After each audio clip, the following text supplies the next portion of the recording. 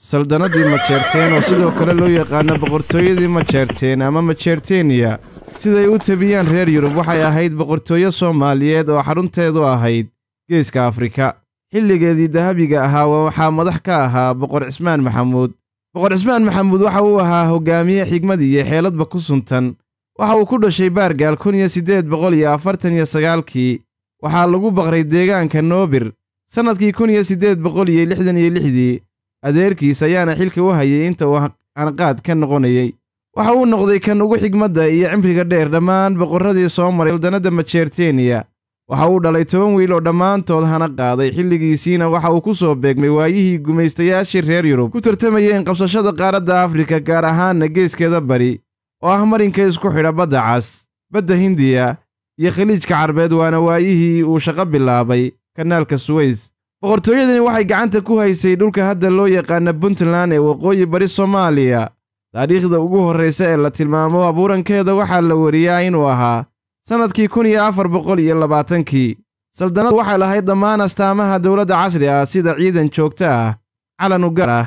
nidaam canshuur ururin ah xiriir diblomaasiyadeed iyo ganacsi xoog leh oo ay la lahayd wadamo dibadda ah 7 Abriil 1889 boqortooyadu waxay heshiis ilaalin ah protectorate la gashay Talyaaniga taasoo u horseeday inay hoos gasho gumaysigii Talyaaniga ee Soomaalida qabsaday sayidka oo colkii daraawiish ee geylamayaasha ahaa hogaaminayay waxay boqor Cismaan ahaayeen col xiira oo aan dabka kala qaadan dhowr jeer ayay geel kala qaad waxaana ugu caansanaa geel tiradiisu ahay 17,000 oo boqor Cismaan sayidka ka noolyaday geelaas oo la yiraahdo Miinanle ha yeeshee muddo badan ayuu sayidku ku hamiyi jiray inuu xeerar sokeeyanimo la tasho boqor Cismaan waxaana dhex maray hadalla gacaltooye ah dhul cadaabeed ayuu sayidku isiri ka gal dad cadaabeedkii uu la dagaalamayay dhulkan Nugaal waa dhul bannaan oo la iska arkay waxa uu hamiyay inuu calmiskaad iyo buuraha bari ku dhunto kagana gabado gaaladii iyo inta caga ku jiidato calmiskaad waxa markaa maamulayay boqor Cismaanna waxa uu sayidka markii hore u sheegay inuu nabad gelinayo iskuna soo hadlaya ha yeeshee calo uu soo diray boqor Cismaan oo ku ballan furay gacansaarkii sayidka ayaa daraawiish warmoog ah ay isku heleen magaalada Ufayn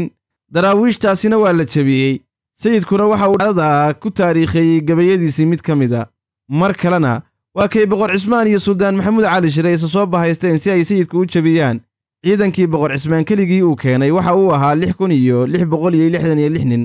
oo aayadaha Quraanka uu ku jaangooyay dhacdadaasna habar hambullo didibtii buureed iyo maduqayna reer bari ayaa lagu taariikhay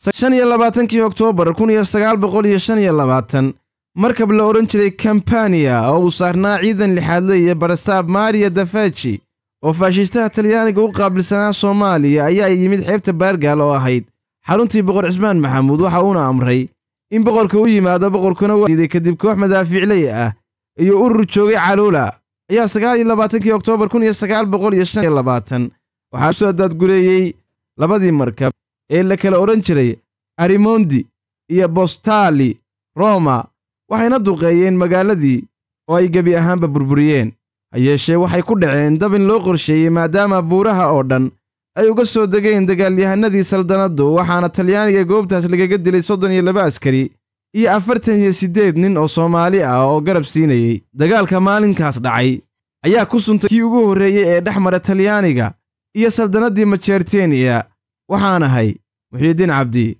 waxaad igala socotaan barta juqraafiya intaynu kulmayna nabaadiino